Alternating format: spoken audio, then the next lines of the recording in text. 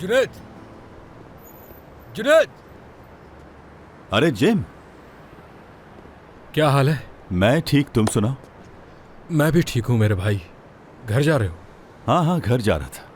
चलो आओ साथ चलते हैं, गपशप भी हो जाएगी और कुछ खा पी लेंगे साथ में। अरे जिम, मैं बहुत थक गया हूँ, इसीलिए थोड़ा आराम करना चाहता हूँ। आज के लिए माफी चाहता हूँ। हाँ, अगर तुम्हें आराम करना है तो कोई बात नहीं, फिर किसी दिन। शुक्रिया। नसरीन कैसी है? आखिर बहन है मेरी, ना चाहकर भी सोचना पड़ता है। ठीक है वो, फिक्र ना करो। मैं यहाँ आने से पहले हॉस्पिटल देख कर आया हूँ उसे। ठीक है वो बिल्कुल। चलो अच्छी बात है। तो फिर ठीक है, खुदा हाफिज, कल मिलते हैं। चलो फिर मिलते हैं। ख्याल रखना अपना।